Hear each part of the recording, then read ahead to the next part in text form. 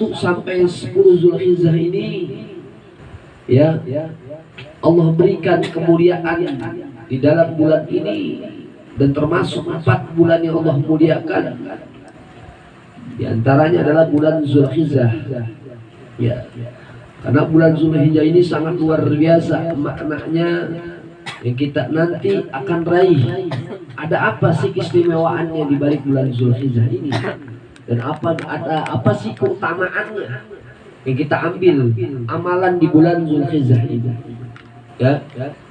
Dijelaskan di sini bahwasannya di dalam hadis riwayat Bukhari Muslim, yaitu halaman 1912, yaitu keutamaan bulan Zulhijjah bagi umat Islam adalah salah satu bulan yang dimuliakan.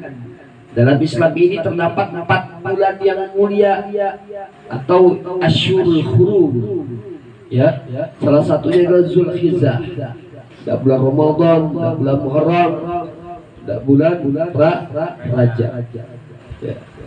Yaitu pada bulan istimewa ini Rasulullah menganjurkan agar seluruh umat Islam melaksanakan ibadah tertentu, terutama saat 10 hari pertama di bulan Zulhijjah. Nah, hal ini sudah disabdakan oleh Rasulullah, yang artinya bahwasanya tidak ada hari di mana amal soleh yang lebih dicintai oleh Allah melebihi amalan yang dilakukan pada 10 hari pertama di bulan Zulhijjah. Para sahabat bertanya, tidak pula ditandingi dengan jihad fisabilillah ya Rasulullah? Lalu menjawab, jihad fisabilillah juga tidak, kecuali jika orang tersebut keluar berjihad lalu sesuatu membahayakan diri dari hartanya, lantas kembali dalam keadaan tidak membawa apapun. Jadi kalau kita jihad, jangan sampai barang-barang yang kita bawa jihad itu dia bawa pulang. Nggak boleh. Kata Rasulullah, tinggalkan. Itu barang rampasan namanya. Nggak diperbolehkan. Kalau kita benar jihad, pulang dengan bawa tangan kosong. Ya, itu dengan jihad yang sesungguhnya karena Allah Subhanahu wa Ta'ala. Dan kedua adalah di dalam bulan Zulhijjah ini terdapat bulan dinamakan bulan haji. Itu bulan haji, di mana saudara kaum muslimin wal muslimat kita sedang melaksanakan ibadah haji. Ya. Bagaimana kita nggak melaksanakan ini? Kita nggak jalani ibadah haji. Kita belum mampu. Kita belum punya rezekinya. Kita belum bisa melengkapi daripada rukun Islam kita yang kelima, yaitu berangkat haji jika mampu. Ya, banyak orang yang mampu punya uang, tapi enggak Allah izinkan, Allah enggak hendaki, Allah enggak menjalani, Allah enggak perjalankan dia menuju. Karena kenapa? Allah enggak mau. Banyak orang punya uang, punya duit, ya enggak sembarangan. Tapi apa, tergantung daripada innamal a'malu binniyat. Niatnya. Ada orang yang pemulung, dia kerjaannya cuma mengangkat kardus, yang ngumpulin kardus, ngumpulin aqua, ngumpulin barang-barang bekas dan lain sebagainya. Bisa berangkat haji. Karena apa? Karena dia punya satu tekad dengan sungguh-sungguh, dia bisa berangkat haji. Nggak ada yang mustahil, nggak ada yang tidak mungkin. Kalau memang kita masih ada usahanya, ikhtiarnya kuat, kok dia bisa. Bahkan orang yang nggak bisa melihat aja bisa berangkat haji. Subhanallah. Ya. Sekarang pertanyaannya, kekurangannya kita apa dia? Yang kurang itu kita apa dia? Ternyata yang kurang lagi kita sendiri, yang memang belum memberanikan diri, yang belum berikhtiar dengan kuat tekad kita. Dan bagaimana kita tidak bisa menjalankan ibadah haji, namun kita bisa mendapatkan pahala seperti orang yang berangkat haji, yaitu kita ada yang namanya puasa tarwiyah dan juga ada puasa Arafah. Puasa tarwiyah dilaksanakan pada berapa Zulhijjah? Pada 8 Zulhijjah. 9 Zulhijjah yaitu puasa Arafah, di mana di sana saudara kaum muslimin kita yang sedang wukuf di Arafah, kita dianjurkan untuk berpuasa, yaitu puasa Arafah. Itu siapa orang kata Rasulullah yang dia puasa Arafah, dia menjalankan puasa Arafah, maka dia insya Allah ya pahalanya seperti dia berangkat haji. Insya Allah. Tinggal kita ya kita ngerasain juga. Kalau di sana nggak diwanti-wanti ya malah dilarang ya Ustaz ya, nggak boleh berpuasa karena takutnya tidak kuat, karena dia wukuf. Orang yang wukuf di Arafah itu dia ngapain sih? Berkumpul di sana menjadi satu semuanya. Nggak ada yang dia merasa presiden, nggak ada merasa dia gubernur, nggak merasa dia wali kota, nggak merasa dia di situ camat, nggak merasa dia lurah, nggak merasa dia itu situ RW, RT, jabatannya apalagi hansip. Ya Allah, semuanya menjadi satu. Mau apapun jabatannya, pangkatnya, derajatnya, semuanya menjadi satu. Untuk apa? Memohon ampun kepada Allah Subhanahu wa Ta'ala. Disitulah perbedaan haji dan umroh. Ketika diwukufnya, diwukuf Arafah. Gitu. Oh, saya udah berangkat haji kapan? Kemarin bulan apa? Bulan Muharram. Bulan Muharram berangkat haji. Ngaco ya kan? Itu namanya umroh. Ya, perbedaannya adalah di wukufnya. Hanya bulan Zulhijjah. Itu di tanggal 9 bulan Zulhijjah. Wukuf di Arafah semuanya meminta ampun kepada Allah. Muhasabah masing-masing semuanya mikirin daripada amalnya sendiri. Itu ibarat kata sedang kayak di padang mahsyar nanti kita masing-masing. Matahari cuma sejengkal. Bagaimana rasanya matahari yang jauh aja kita di dunia ini udah kepanasan. Ini dikasih hujan tadi. Cuma kita merasa panas nggak? Panas. Ya, ada merasa panasnya. Itu belum ada matahari, masih malam ini. Ya kan? Bagaimana nanti di sana? Di padang mahsyar dikumpulkan kita tanpa selai baju.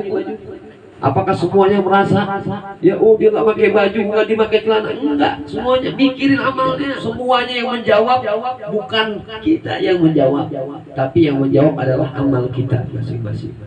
Bahkan orang yang sudah mati suri, beliau satu hari beliau dalam keadaan mati suri. Bahkan di situ pengalamannya diceritakan bahwasanya dia ditanya oleh malaikat yang sangat menakutkan. Malaikat itu besar, punya tubuh yang sangat besar, dan dia melihat malaikat itu memegang pedang yang sangat tajam dan kemilau, mengkilat, sangat menakutkan. Beliau ditanya, ya kan, oleh malaikat itu, "Marrabuka?" Wahai hamba Allah, "Marrabuka?" Ya kan, ditanya, siapa Tuhanmu, siapa Tuhanmu? Dia mau jawab, tapi dia nggak bisa. Mulutnya terkunci, semua yang terkunci. Karena apa? Yang menjawab adalah amal. Makanya kita lagi nanam saham nih sekarang. Lagi nanam saham. Itu saham di akhirat. Amal kita nanti. Sedikit-sedikit kita celengin, kita datang ke majelis taklim. Sedikit-sedikit kita datang ke majelis taklim, kita celengin buat di akhirat. Dan bagi orang-orang yang kayak melalaikan waktunya, nanti dia akan nyesel. Dia akan nyesel. Dia akan minta hidup lagi kembali ke dunia sama Allah sampai merengek-rengek. Bahkan kata dia melihat ada orang yang sampai matanya copot, bola matanya sampai keluar, sampai nangis keluar. Saking dia mau minta ampunnya kepada Allah, Allah nggak kasih. Hidup di dunia kembali. 1 detik aja ya Allah, saya mau bersujud kepada-Mu. 1 detik aja ya Allah, nggak bisa. Itu dia melihat malaikat itu menarik matanya, mencongkel matanya sampai keluar. Na'udzubillah min. Ini pengalaman orang yang ketika pada waktu itu mati, ya, dihidupkan kembali. Dan dia seperti dibawa terbang. Ruhnya itu aku dibawa dia terbang ke sana, dilihatkan neraka. Aku melihat neraka itu ada yang wanita kepalanya botak, ya kan, di rambutnya ditarik. Ya, karena kenapa? Dia tidak menutupi auratnya. Ya semuanya masing-masing. Makanya orang yang dihukum di Arafah minta ampun kepada Allah Subhanahu wa Ta'ala. Disitulah dia kesungguhan dia. Terakhir hukum di Arafah, puncaknya daripada haji itu semuanya. nanti ada yang kuat, ada yang pingsan banyak, ada yang benar-benar dia mati meninggal, yang meninggal di jalan Allah Subhanahu. Insya Allah orang yang meninggal di Arafah, Insya Allah mudah-mudahan mendapatkan keberuntungan. Kalau surga kita belum bisa nentuin, Insya Allah udah min akhiril khair, jadi orang yang baik. Ya, Insya Allah. Ya makanya hukum di Arafah, minta ampun kepada Allah, dan kita dianjurkan nanti 8 Zulhijjah kita puasa daripada puasa Tarwiyah. Yaitu bagaimana puasa Tarwiyah? Nawaitu sauma Tarwiyah lillahi ta'ala. Udah gitu aja. Gimana Dik? Nawaitu sauma Tarwiyah lillahi ta'ala. Ya, saya niat berpuasa Tarwiyah karena Allah Subhanahu wa ta'ala. Dan juga bagaimana puasa Arafahnya? Nawaitu sauma Arafah lillahi ta'ala. Itu secara singkatnya aja dah. Yang penting kita niat karena ya Allah Subhanahu wa ta'ala. Tinggal ganti. Ya Arafah Tarwiyah, sauma Tarwiyah, sauma Arafah. Ya, itu 2 nanti kita berpuasa dianjurkan. Insya Allah walaupun kita nggak berangkat haji, seenggaknya kita mendapatkan pahala haji. Dan juga terdapat ya hari Arafah yang agung, ya yang mudah-mudahan itulah hari penentuan orang yang wukuf di Arafah. Dan juga yang keempat, jadi sudah dijelaskan ya, bulan yang diharamkan untuk berperang. Jadi bulan Zulhijjah ini adalah salah satu bulan yang Allah muliakan dengan haram berperang. Pada waktu itu kan orang-orang Quraisy hobi perang, ya kan? Pada bulan ini dilarang sama Allah Subhanahu wa ta'ala untuk apa? Untuk muhasabah diri kami masing-masing. Dan sesungguhnya bilangan bulan pada sisi Allah ada 12 bulan dalam ketetapan Allah di waktu Dia menciptakan langit dan bumi. Di antaranya 4 bulan haram. Itulah ketetapan agama yang lurus. Maka janganlah kamu menganiaya diri kamu sendiri dalam bulan yang 4 itu. Dan perangilah kaum musyrikin. Itu semuanya sebagaimana mereka pun memerangi kamu semuanya. Dan ketahuilah bahwasannya Allah berserta orang-orang yang bertakwa. Makanya kita takwa di jalan Allah Subhanahu wa ta'ala, menjalankan perintah Allah dan menjauhi segala larangan Allah. Dan yang terakhir apa keutamaannya?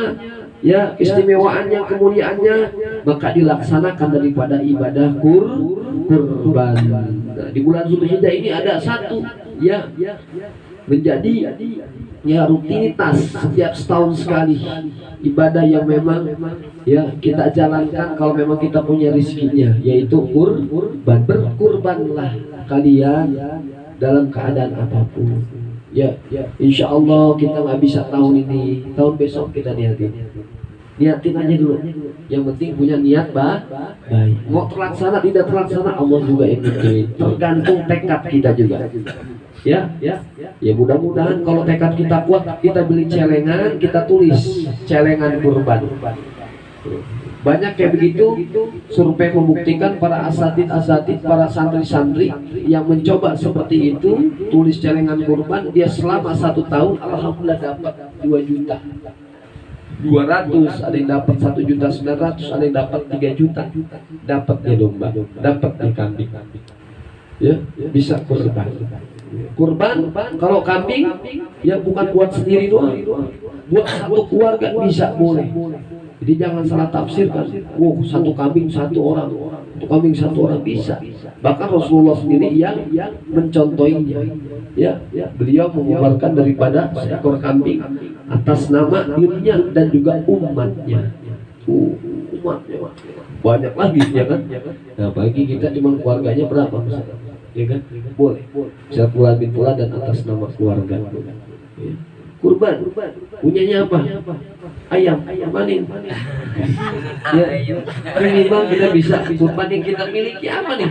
Ya, walaupun nggak masuk kategori. Ya. Tapi seenggaknya kita bisa mengorbankan, merelakan di sini. Jangan kucing bokalan. Ya, bahaya. Dan cari yang terbaik hewan kurbannya, ya sesuai syarat dan rukunnya. Tuh Gus Rudi tahu enggak? ya syarat rukunnya nggak boleh cacat satu dikit pun. Ya kakinya misalnya agak kesleo patah nggak boleh, ataupun bibirnya doer. Ada tuh kalau dia kebanyakan makan rumput kering, dia biasanya itu pada sariawan. Kambing nggak bisa sariawan, bisa. Jadi pada ini lecet, ya. Ya kalau si gombur lecet berarti kayak kambing. Berarti dia makan rumput dia dong. Kalau dia makan ini. Ya, jadi gitu ya, amalan bulan Dzulhijjah ya, mudah-mudahan kita seenggaknya ambil ya puasa tarawiyahnya dan puasa Arafah.